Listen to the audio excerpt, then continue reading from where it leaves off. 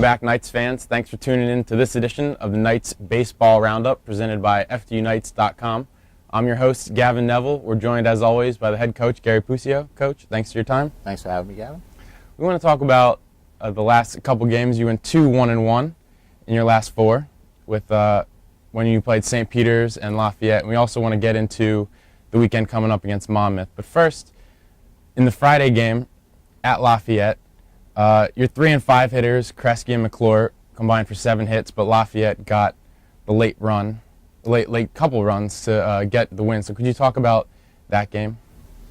Yeah, I think we led 5-3 in the 7th, and I brought in Khaleesi and walked the leadoff guy on 4 pitches. He just didn't have great stuff that day. I think that was the 6th game in a row I've pitched Anthony, so he probably was due for a poor outing, and maybe I overworked him a little bit, so I got to take some of the blame on that one. I think he gave up 3 runs in that inning, made it 6-5. One of the things I told the guys that we had to learn in that game was once they got the hit that made it 6-5, Anthony kind of didn't pay attention to the run on first. The guy stole second. They got one more single that gave them that 7th run, and it turned out that 7th run was the run that beat us. Right. And that was one of the things I tried to emphasize to them is like you got down over giving up the hit for the 6th run. The 7th run was really the run that beat us. We fought back again. I know we made it 7-6, had the time run on second again, didn't get a timely hit. As long as we're playing competitive baseball, I'm pretty happy. And I think right now we're playing very competitive baseball. Maybe one positive you can take from that is that you had the loss on Friday, but you're able to bounce back. You didn't let it really affect you in the Saturday games. What did you think about the effort on Saturday? Craig Warner did a phenomenal job for us. He pitched 5 innings, gave up 2 hits, I believe, in his first start of the year. I kind of told him I had to put him into starting duty because of the injury to Joe Borelli, and we nurtured him. We gave him 3 innings in relief the week before, set him up to go. I told him he would go about 5 innings and maybe 60 to 65 pitches, and at the end of 5 innings, he was exactly at 62 pitches, so it was almost perfect to what we had asked him to do. And then we brought in Mike because we were winning, I believe, 1-0 at the time. So we brought in Mike because Mike's as good as it gets, and I didn't want to have a long losing streak start. And Mike did a phenomenal job, and we got some key hits again that really helped. I mean, I don't remember if that was the game Anderson hit a home run. It seems he hits a home run almost every game. But we managed to get some offense going. We had a 5-run inning and ended up winning 6-2. Second game, 11 innings, 3-3 tie. I mean, that drained our pitching staff, right. But the kids hung in there. I mean, again, a great job in relief by all the relief pitches. They were outstanding. I mean, I think we're down again, 3-2, bottom of the ninth, 2 out. Managed to tie the game. It's the second time this season we're down 3-2 down to our last out, and Jordan Ritz managed to find a way to tie the game. Those are all good signs. Would I like to win a few more of them? Yes. Are we going to win a few more of them? I think so as time goes on. So you had mentioned in the second game it was supposed to be 7 innings, turned out to be 11, ended in the dreaded tie. But could you talk about Eric Snyder in his relief appearance? He pitched 3 and a third innings, and how much confidence you think he's gaining? It's hard to use your closer for that long in a game, but it was one of those games where we had won the first game of the doubleheader, and I didn't use him in game 1, and I asked him if he had enough for me to give me 2 innings, and he said yes. And at the end of 2 innings, he had only thrown like 16 pitches, so I said, how do you feel about a third inning? And he ended up throwing, I think, 3.1 innings for us. He only threw 31 pitches, which was phenomenal. And yeah, he's starting to find a groove for himself. I love the kid's toughness. I've loved that about him since the first day I saw him. It's one of the things that made me want him here because he just showed that he's a real gutsy pitcher, and he just pitches out of mistakes and got a real nice curve, good fastball. He's pitched very well for us, and I got a lot of faith in him. I really do.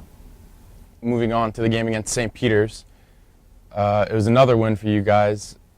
Kresge had 2 hits. Riley Moonen had a big game with 2 hits. And St. Peter's comes in with a record of 3-11. On paper, it maybe looks like a team that you should beat. But as you develop as a young team, is that a positive sign that you kind of maybe beat the teams that you're supposed to beat? Well, I think what helped, too, was we were out of pitching, obviously, by those 2 11-inning games we had last week. We, in essence, had pitched 50 innings in 1 week, which is the equivalent of 7 7-inning games. Last year, that would have been the whole staff having to do a complete game. But this year, because we got 13 pitchers on the staff, even with a couple injuries, we were able to nurture our way through it. And the great thing about the St. Peter's game is we asked guys who haven't thrown a lot and guys who are bullpen guys for us to step up in that game. Dave Marcelino gave us a super outing. I was trying to get him through the fifth inning because I know he was up, I think, 6-2 when they pulled him. But he was up around 70-something pitches, and I just told him that I wasn't going to let him go past 75. There was no way. So I got him out of there, and Jeff Morosky came in, got us a double play ball right away to get us out of the inning. Ended up getting the win. And then Yona Perline pitched. I'd asked Snyder to do it a couple of days ago, so I asked Yona, I said, what you got for me? And he said, I can get you 2.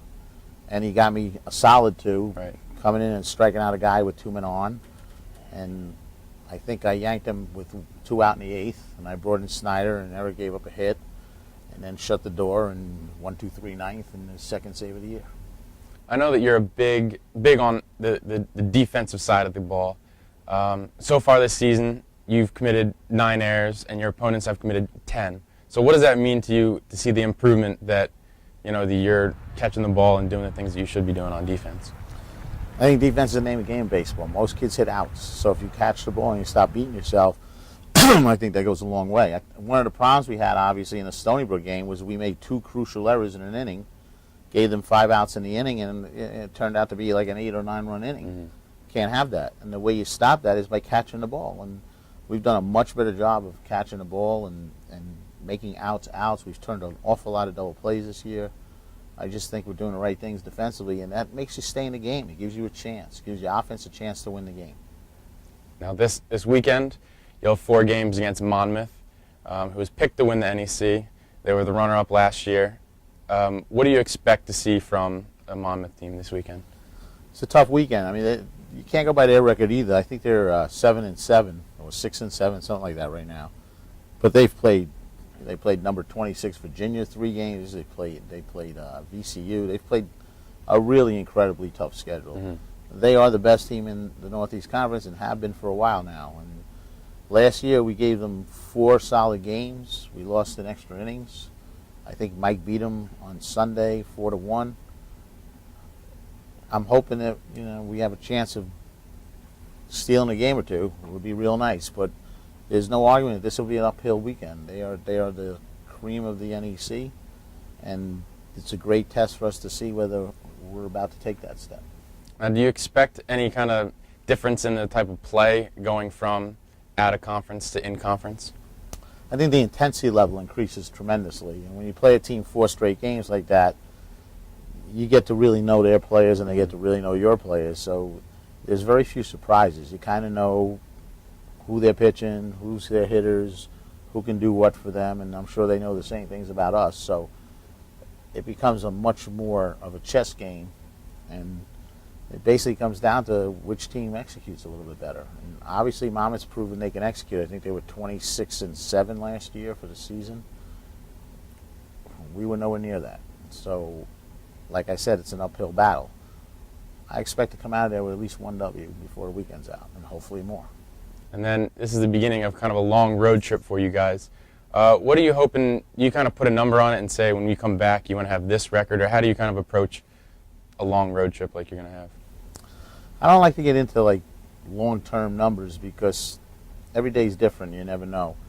Last week after losing that New York Tech game, I kind of felt, geez, we're setting ourselves up for a long losing streak, especially playing Stony Brook the next day, making a couple of errors, letting the game get out of hand. We could have easily rolled over and started a long losing streak. So every day is different. You got to react to what happens that day. I don't expect a long losing streak with this team. I think we got too much talent for that to happen. So where the win's going to come, I don't know. But I do believe the wins are going to come. And I also believe, as I've said all along, is as they get more and more experience, and I think they're already showing that. I think the last 5 games, the way we've played, have been much better than the first 5 games we played. And if they continue to do that, we're going to get more wins as time goes on. I always say I don't talk to them about wins. I talk to them about level of play. We got to establish a level of play. We've established a terrific defensive level of play. Pitchers are starting to learn not to walk people, and the hitters are starting to learn what timely hits are about. And as long as we keep doing those things, we'll win our share. So, beginning of NEC play, Coach, I know it's a big weekend for you guys. We appreciate the time sitting down and talking to us. Thanks, Cal. And we'll tune in next time for the next episode of the Knights Baseball Roundup. Thanks.